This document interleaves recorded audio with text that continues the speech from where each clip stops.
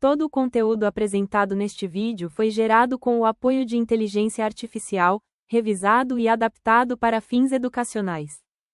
Olha só, hoje a gente vai mergulhar num conceito que aparece o tempo todo em provas e concursos, o triângulo-retângulo. Mas se prepara, porque a gente vai olhar para ele de um jeito totalmente diferente, não como na escola.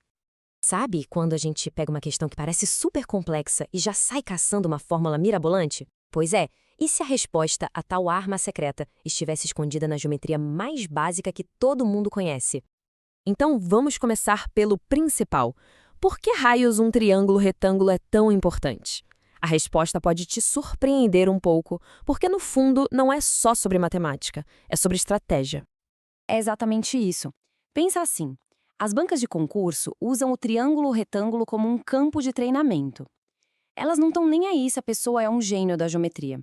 O que elas querem ver é, essa pessoa consegue ler um problema do mundo real, identificar um modelo lógico escondido ali e, pá, aplicar a ferramenta certa para resolver? É um teste de pura aplicação. Beleza? Só para a gente nivelar todo mundo, uma revisão super rápida.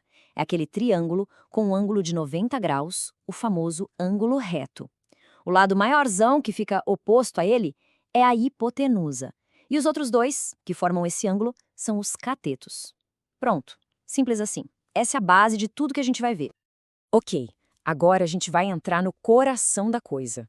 O conceito que destrava tudo, que faz tudo fazer sentido. E a palavra-chave aqui é semelhança. E o que isso quer dizer na prática? Imagina que você tira uma foto de um triângulo. Agora você dá zoom, amplia a foto ou diminui. A forma continua a mesma, certo?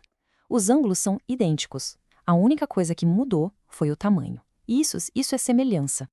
E como a gente bate o martelo e diz, esses dois são semelhantes? Duas coisas precisam acontecer. Primeiro, os ângulos têm que ser iguaizinhos. E segundo, os lados precisam ser proporcionais. E olha que legal, isso não é nenhuma novidade. É um princípio que vem lá da Grécia Antiga. Ou seja, é a base da geometria.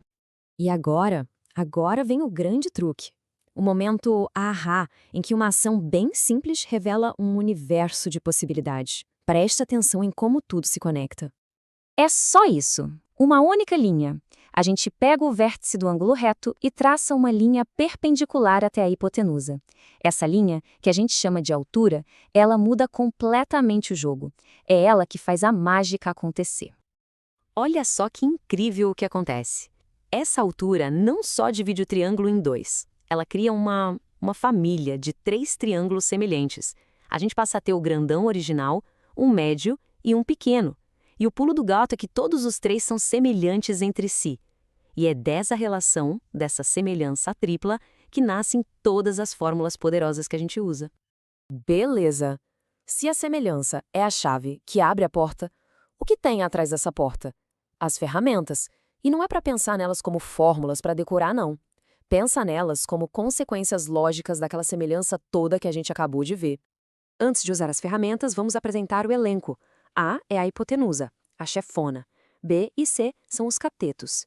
H é a altura que a gente acabou de traçar e M e N são as projeções, que são os 2 pedacinhos em que a altura dividiu a hipotenusa.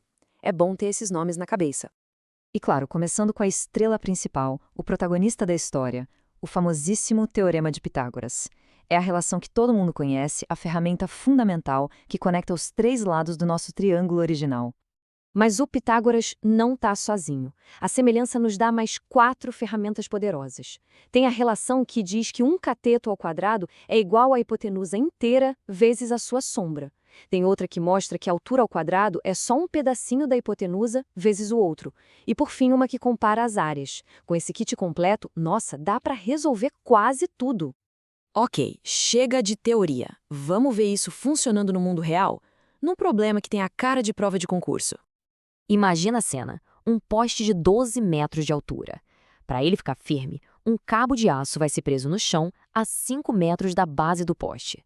A pergunta é simples, de quantos metros de cabo a gente vai precisar? E aqui está o segredo do raciocínio lógico. O primeiro passo é traduzir. Peraí, poste na vertical, chão na horizontal, pronto. Isso forma um ângulo de 90 graus. Achamos o nosso triângulo retângulo. O poste é um cateto, a distância no chão é o outro. E o cabo? O cabo é a hipotenusa. Agora ficou fácil, né? É só pegar a ferramenta certa do nosso kit e, para esse caso, o bom e velho Pitágoras resolve. Fazendo a conta, a gente chega em 169. E a raiz quadrada disso é 13. Ou seja, a resposta é que são necessários 13 metros de cabo. Um problema super prático do dia a dia, resolvido só porque a gente conseguiu enxergar a geometria por trás dele. Então, para a gente fechar essa análise, qual é a grande lição que fica de tudo isso? É isso aqui. A grande sacada não é decorar fórmula. A habilidade de verdade, o que está sendo testado, é a capacidade de ler um texto, um problema do mundo real e, pá, enxergar o triângulo retângulo escondido ali. É um exercício de traduzir o mundo para a linguagem da lógica. E, para quem está na batalha dos estudos, umas dicas práticas. Primeiro, sempre desenhe o problema. Segundo, fique de olho em palavras como perpendicular, altura, distância. Elas praticamente gritam triângulo retângulo. E a dica de ouro, se aparecer um triângulo retângulo com aquela altura traçada no meio, pode saber que todo o nosso kit de 5 ferramentas está na mesa, pronto para ser usado. E para a gente terminar, fica uma provocação. O triângulo retângulo é só um exemplo, né? A pergunta que fica é: em que outras áreas da vida, do trabalho, dos estudos, existem soluções complexas, escondidas por trás de um padrão simples que a gente talvez ainda não tenha enxergado? É uma boa forma de olhar para os problemas, não acha?